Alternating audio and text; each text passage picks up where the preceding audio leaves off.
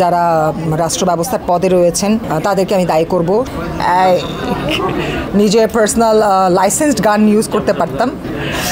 দেখেন, যান বাঁচানো ফরজ। একটা চাপাতি নিয়ে স্ট্যাব করে চলে গেল, কেউ এসে শ্যুট করে চলে গেল, এভাবে করে পালিয়ে গেল। কিন্তু এই যে হত্যাটা, জনসম্মুখে সবার সামনে পাথর দিয়ে থেতলে একটা মানুষের প্রাণ মানে চলে যাচ্ছে, যে হত্যা করাটা সেটা নিশ্চিত করা হয়েছে।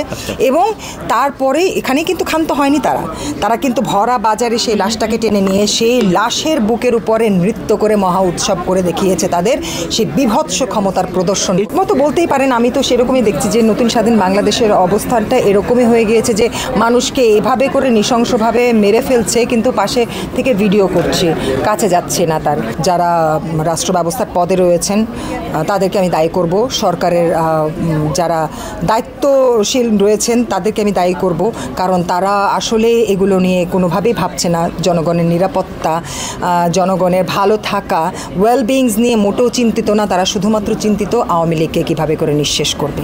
তো এই চিন্তা যদি তারা বাদ না দেয়, তাহলে আমাদের চিন্তা কে করবে? জনগণের চিন্তা কে করবে? কারণ একটা পজিশনে তারা রয়েছে দেশ চালানোর, রাষ্ট্র পরিচালনা করার। তো রাষ্ট্র পরিচালনা করার দায়িত্বে যারা রয়েছে, তারা যদি রাষ্ট্র পরিচালনা বাদ দিয়ে অপোনেন্ট পার্টিকে আছে তাকে ধ্বংস করার জন্য ওই ধ্বংসলীলায় লিপ্ত হয়ে যায়, হ্যাঁ, ওখানে যদি লিপ্ত থাকে, তাহলে কি করে রাষ্ট্রের কোনো কিছু করবে? দেখেন, যান বাঁচানো ফরজ। আমি অ্যাকশন নিয়ে কি মরতে যাব নাকি? বাধ্য হতে হবে সব কিছু দিয়ে দেওয়ার জন্য, কারণ আমি তো একা ফাইট করতে পারবো না। আর আমাকে যে সেভ করতে আসবে, জনগণ তো সব আতঙ্কিত, তারাও তো কেউ সেভ করতে আসবে না। সবই দিয়ে দিতে হবে। এখন অবস্থাটা এরকম হয়ে গিয়েছে, সব দিয়েই দিতে হবে। আমি ফাইট করব কোথা থেকে? আমার মতে মনে হয় এখন আমি যদি একটা নিজের পার্সোনাল লাইসেন্সড গান ইউজ করতে পারতাম, হয়তো বা তাহলে আমি বাঁচতে পারতাম, তাহলে আমি প্রোটেস্ট করতে পারতাম যে আমাকে কিছু কিছু চাইতে আসলো, আমি ব্যাগ থেকে বলকে